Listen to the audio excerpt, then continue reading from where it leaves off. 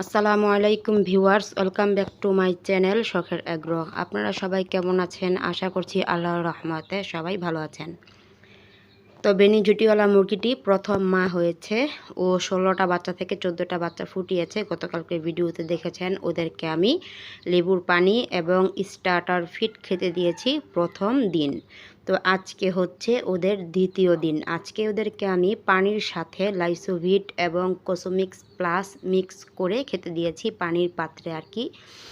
তো আপনারা অনেকেই জিজ্ঞেস করে থাকেন লাইসোভিট কোসোমিক্স প্লাস মিক্স করার নিয়ম কি। তো লাইসোভিট কোসোমিক্স প্লাস মিক্স করার নিয়মটা আজকে আমি আপনাদেরকে বলে দিচ্ছি। আপনারা 1 লিটারের একটি বোতলে পানি নেবেন 1 লিটার। তারপর হচ্ছে লাইসোভিট ঔষধের প্যাকেট থেকে 1 গ্রাম পাউডার আর কোসোমিক্স প্লাসের ঔষধের প্যাকেট থেকে 1 গ্রাম পাউডার। তো 2 প্যাকেট থেকে 2 গ্রাম পাউডার নিয়ে 1 লিটার পানির বোতলে মিক্স করবেন। মিক্স করে সেই 1 লিটারের বোতল থেকে এই যে ছোট পানির পাত্রটা দেখছেন, এখানে অল্প অল্প করে পানি সারা দিন ওদেরকে খেতে দিবেন। তো একবার যেই পানিটা মিক্স করবেন সেটা 24 ঘন্টা খাওয়াতে পারবেন। 24 ঘন্টা পর সেই পানিটা যদি থেকেও যায় তাহলেও সেই পানিটা খাওয়াতে পারবেন না, কেননা বাচ্চাগুলো অসুস্থ হয়ে যাবে আর কি। 24 ঘন্টায় খাওয়ানোর নিয়ম। তো 24 ঘন্টায় যদি 1 লিটার পানি খেতে পারে তাহলে 1 লিটার পানি আপনারা ওদেরকে অল্প অল্প করে দিয়ে খাওয়াবেন। আর যদি থেকে যায় অবশিষ্ট তাহলে সেগুলো ফেলে দিবেন। পরবর্তীতে আবার 24 ঘন্টা পর আর কি এই যেরকমভাবে বললাম লাইসোভিট 1 গ্রাম, কোসোমিক্স প্লাস 1 গ্রাম 1 লিটার পানিতে মিক্স করে নেবেন। তো আজকে ওদেরকে লাইসোভিট কোসোমিক্স প্লাস পানির সাথে মিক্স করে দিচ্ছি আর হচ্ছে স্টার্টার ফিড খেতে দিয়েছি। নিচেই দেখছেন ছালার মধ্যে দিয়েছি, কারণ আমি ওদেরকে প্রায় 3 দিন বা 4 দিন ছালার মধ্যে ছিটিয়ে ছিটিয়ে খাবারটা দিব, তারপর থেকে খাবার পাত্রে খাবার দিব আর কি। আর আজকে হচ্ছে সাদা পরীর বাচ্চাগুলোকে আমি বাহিরে ছেড়ে দিয়েছিলাম, কেননা অনেক দিন যাবৎ ওরা খাঁচায় আটকানো। তো আজকে ভাবলাম যে সাদা পরী এবং সাদা পরীর বাচ্চাদেরকে একটু বাহিরে ছেড়ে দিই, এর জন্যই ছেড়ে দেওয়া। তো ছেড়ে দেওয়ার সাথে সাথেই মনে হলো যে ভিডিও করি একটা, আপনাদের সাথে শেয়ার করা যাবে। আপনারা তো অনেক দিন যাবৎ সাদা পরী এবং ওর বাচ্চাদেরকে দেখেন না, তার জন্য আর কি।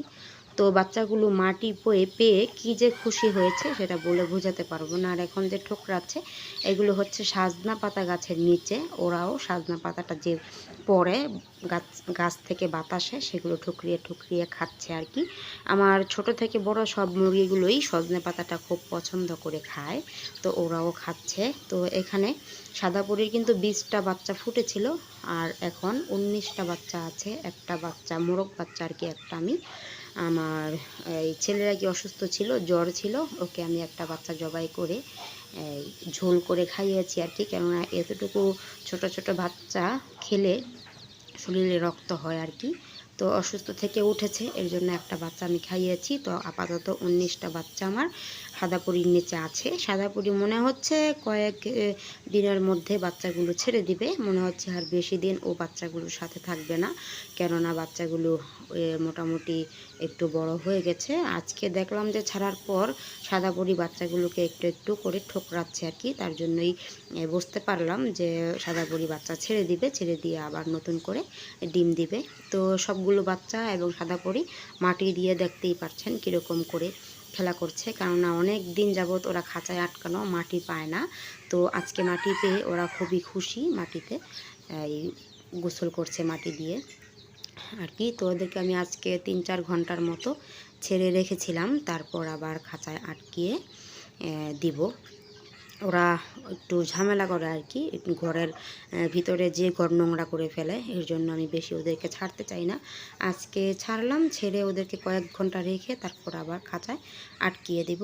আর এভাবে ছাড়া থাকলে আমার যে বড় মুরগিগুলো আছে ওরা এই বাচ্চাগুলোকে খুব ঠোকরায়, ঠুকরিয়ে পশম ছিঁড়ে ফেলে বা রক্তাক্ত করে ফেলে। এর জন্য ওদেরকে আমি আর ছাড়ি না, একটু এক্সট্রাভাবেই পালন করার চেষ্টা করি, কেননা ওরা তো ঠোকর দিলে খুব ব্যথা পায় বা চামড়া ছিঁড়িয়ে গোস্ত বের করে ফেলে, ওরা খুবই অসুস্থ হয়ে যায় আর কি। এর জন্য ওদেরকে আমি একটু আটকেই পালন করার চেষ্টা করি। তো সাদাপুরির বাচ্চাগুলোকে আজকে দেখিয়ে দিলাম, আপনাদের কাছে ওদেরকে কেমন লাগলো অবশ্যই কমেন্ট করে জানাবেন।